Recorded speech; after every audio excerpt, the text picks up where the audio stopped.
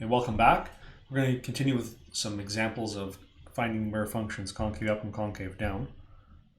In this example, we have a quotient function. F of x is 12 divided by x minus 5. So we'll have some work to do when we calculate the derivatives that we need.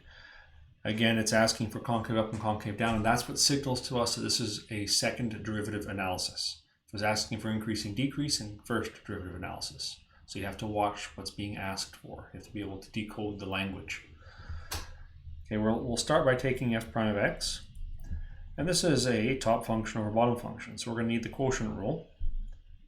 bt prime minus tb prime all over b squared. So the bottom function is x minus 5. T prime, the derivative of 12, is 0. Minus the top function, 12. Times the derivative of x minus 5, which is 1 minus 0. All divided by the bottom squared, x minus 5 squared. And this is where, if we had a class, someone would put up their hand and would say, "Sir, why are you doing this when you can just rewrite this function as 12 times x minus 5 to the power of negative 1 and take the derivative with the chain rule?" And be like, because that's too easy. You've got to make it a little bit harder. Just kidding. It's because no one would like that except you. Just kidding. It's because it's arbitrary. You can do it any way you want. So I chose this way. So what we have is negative 12 divided by x minus 5 squared.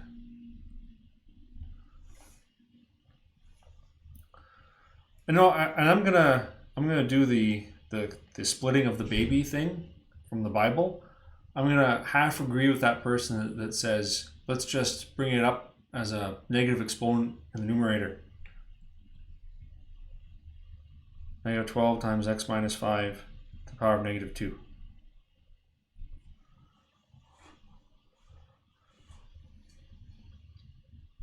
All right, so we could have done that from the start. We could have just said this was 12 times x minus 5 to the power of negative 1, done chain rule. But now at this point I'm thinking, you know what? If I don't do this, if I do another quotient rule for f double prime, it's gonna be kind of yucky. It's gonna have mess everywhere. This will be less messy. Now I'll do f double prime of x. So the negative 2 is gonna come down, multiply by the negative 12.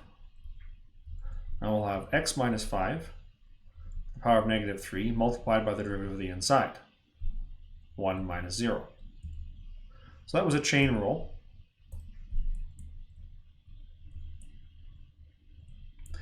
And yeah, we could have done that from the start. That's okay. So we have 24 times x minus 5 to the power of negative 3. And we can bring that back down in the denominator as a positive power. 24 divided by x minus 5 to the positive 3.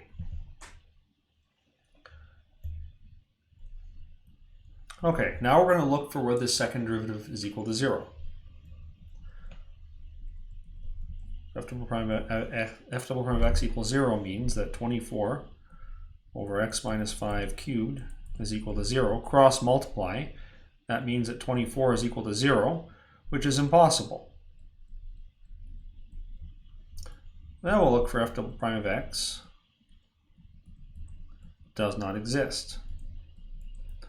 That means bottom is equal to 0.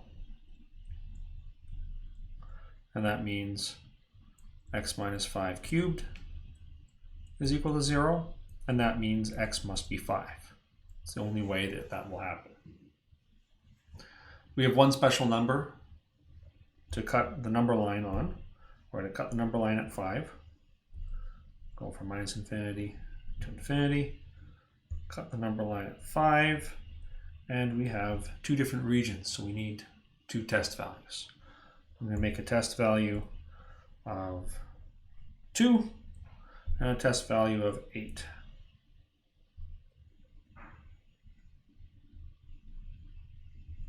Well, you know what? I'm going to do 10 because I don't want you to think it has to be symmetric.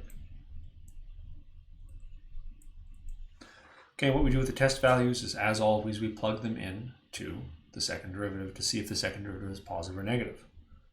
So f double prime at 2, we're going to have 24 divided by 2 minus 5 cubed, which is 24 divided by negative 3 cubed, so negative 27, which is negative.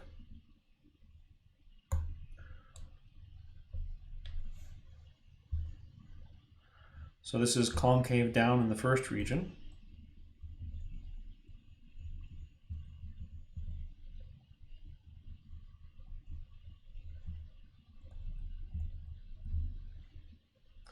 And now the second test value,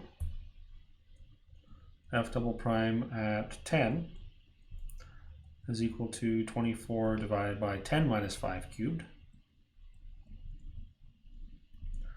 So 24 divided by 5 to the power of 3 is 125, which is positive. So it's going to be concave up in the second region.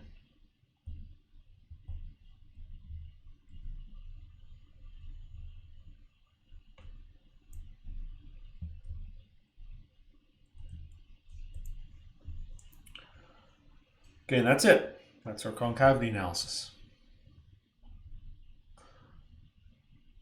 What does it look like? Okay, so I'm going to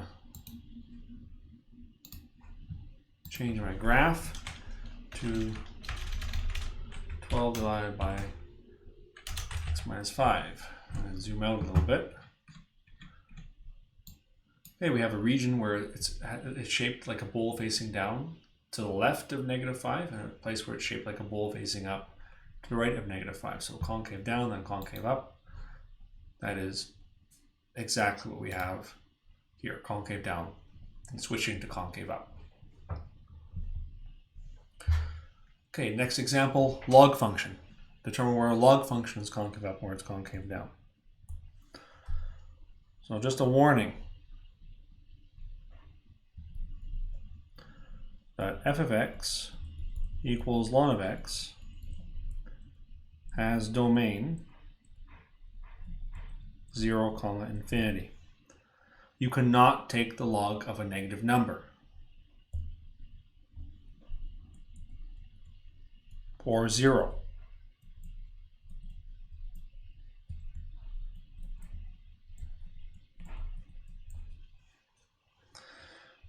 So we're going to watch that in our analysis. I have to take the first derivative. The derivative of ln of x is 1 over x. Then take the second derivative.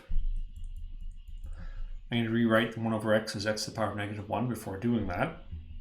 You can use a quotient rule if you want. It's faster to do it this way. Negative x to the power of negative 2. Power gets reduced by 1, which is minus 1 divided by x to the power of positive 2.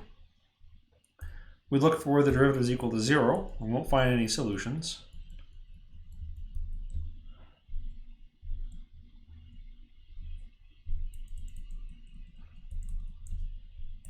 So minus 1 is equal to 0 times x squared, which means negative 1 is equal to 0, which is impossible.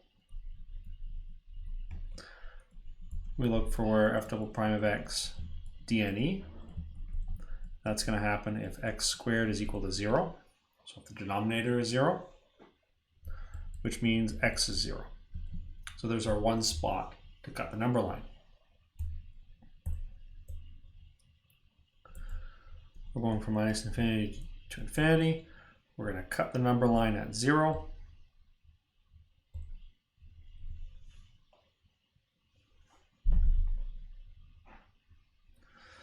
And then I'm only going to choose one test value. I'll pick 1 here, or 3, or 4, or I'll pick 4. Why not?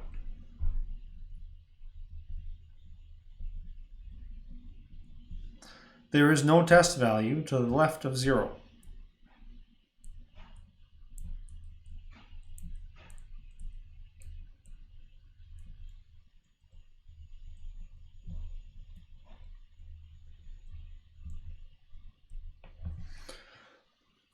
All right. That's a trick. That's part of that makes this kind of a trick question. The analysis indicates that we should, if you don't think about it very much, if you just follow the recipe, it would indicate that we should choose a number to the left of 0 and plug it in to f double prime. That will work. Like it's not like that step is an error. But then when it comes to interpreting it, does that mean the function's, concave down between negative infinity and 0? We can't say that. The function doesn't even exist between negative infinity and 0. It can't have a shape if it doesn't exist.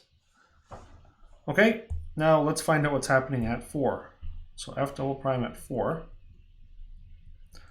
that's going to be minus 1 over 4 squared, which is minus 1 over 16, which is negative.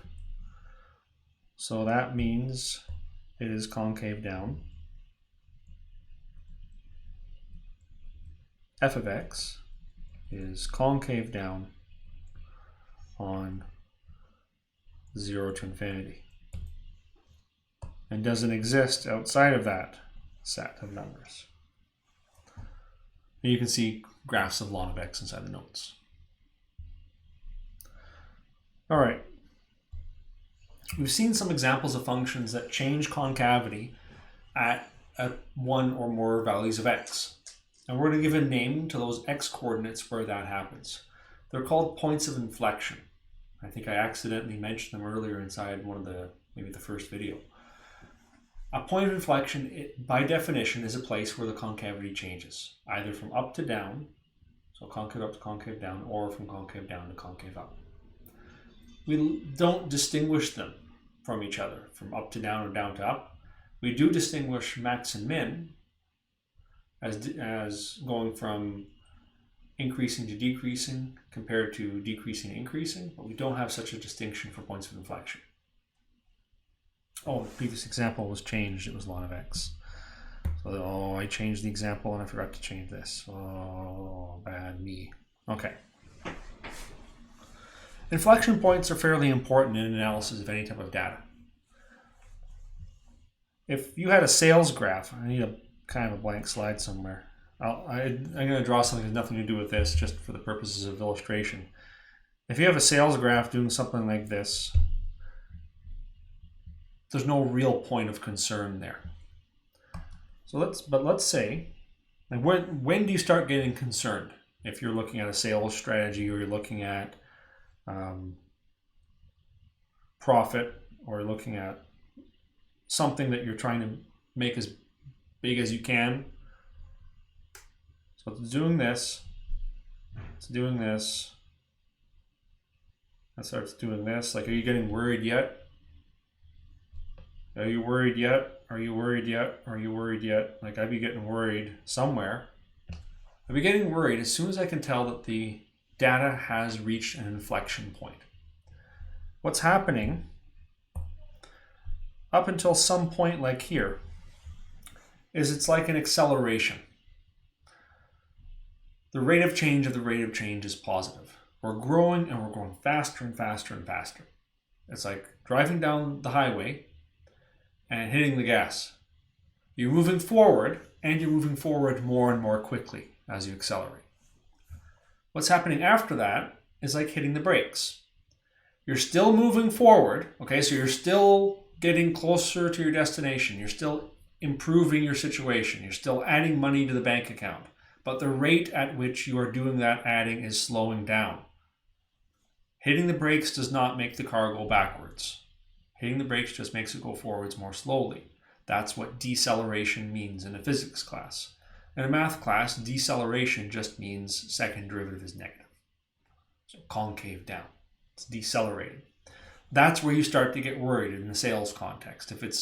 If your growth is slowing down, that's what it means for growth to slow down. You're still growing, but the rate of change of that growth is negative. That's one reason to be interested in inflection points. It tells you when you always should be innovating, but when you have to innovate, when it's do or die, when you see an inflection point.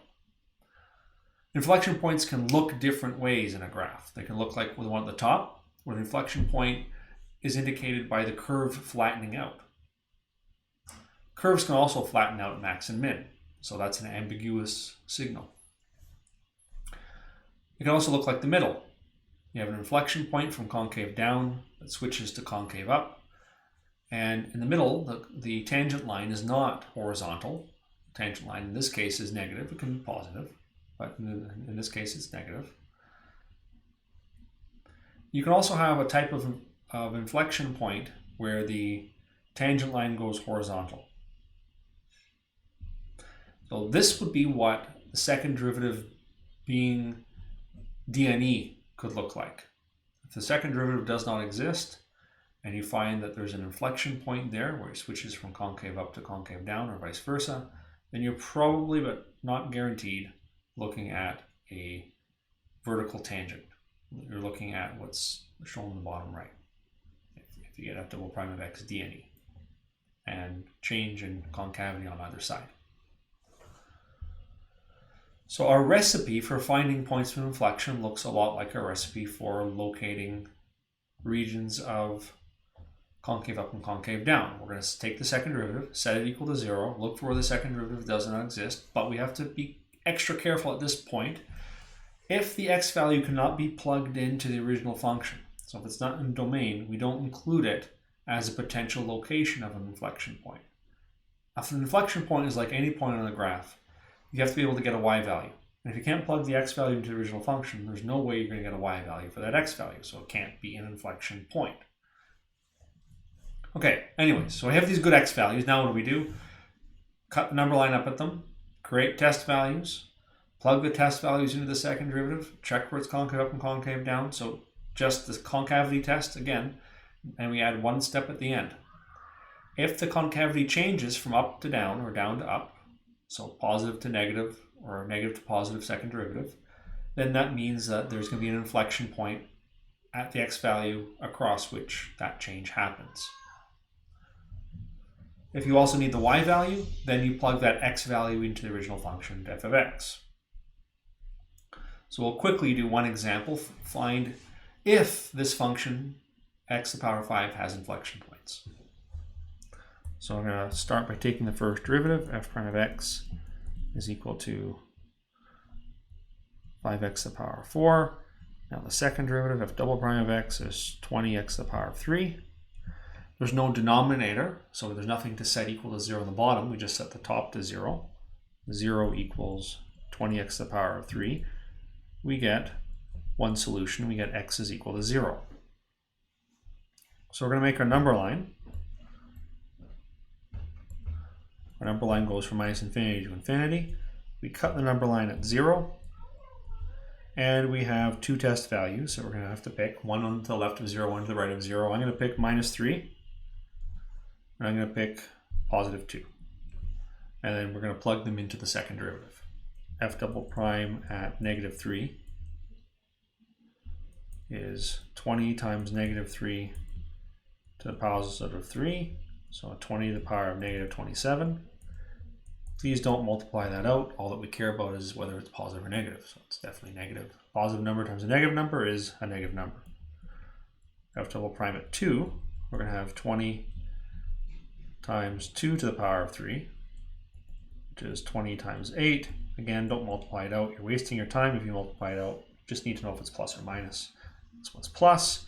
So we can have a concave down and a concave up. And by the way, it's not always going to be switching from concave down and concave up, and all of these examples have had that behavior. But let's say if it was negative, or let's say the function was 3 minus x to the power 5, well, the second derivative would be negative 20x to the power 3, and our graph would be flipped. We would be switching from concave up to concave down.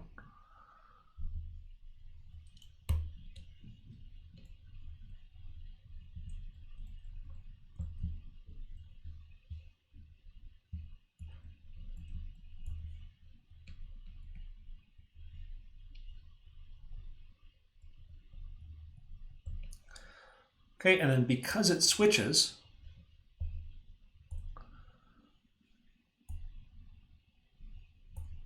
thus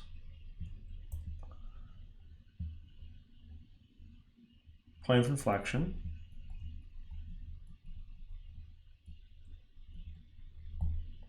at x is equal to 0,